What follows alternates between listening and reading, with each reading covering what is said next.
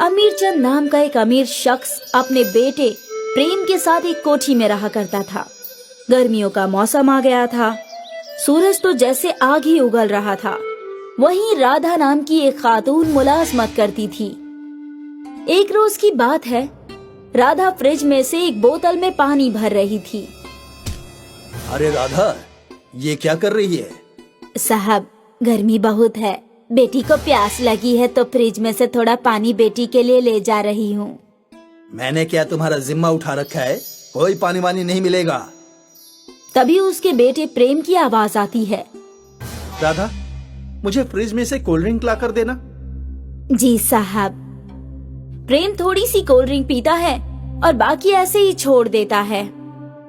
साहब, ये cold drink गर्म हो चुकी है।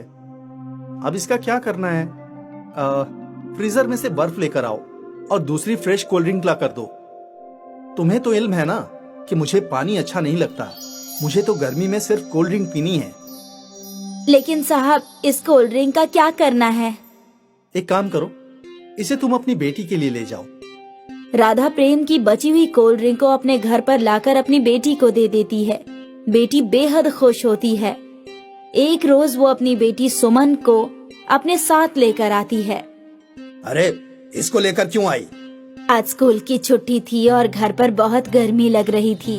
इसकी तबीयत भी ठीक नहीं है तो सोचा इसको अपने साथ यहाँ ले आऊं, अच्छा रहेगा।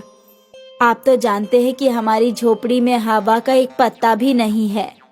तो क्या मैंने यहाँ पर तेरी दुख्तर के लिए यतीम खाना खोल रखा है? तुम लोग इसीलिए अपने बच्चे को लेकर आते हो ताकि एसी का मजा ले सको। अमीरचंद उसे गरीब कहकर बेइज्जत करता है।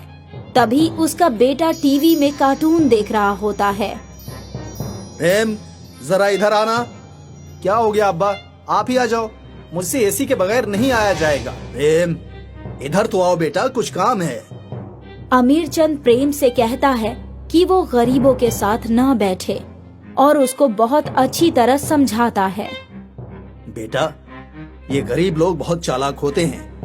काम करने के बहाने हम अमीरों के घर में एसी के मजे लेते हैं। जब ये राधा की बेटी सुमन आती है तो तुम्हारे साथ बैठकर टीवी देखती है और तुम एसी में बैठे हुए होते हो। ये भी एसी के मजे लेती है। इनको तनख्वाह भी दें और एसी की हवा भी दें, ये तो गलत होगा ना। तो फिर हमें क्या करना चाहिए?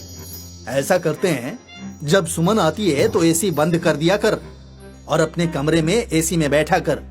प्रेम अमीरचंद की बातों को मान जाता है और सुमन के आने पर घर के एसी को बंद कर देता है, जिसकी वजह से सुमन घर के अंदर भी गर्मी में ही खेलती है।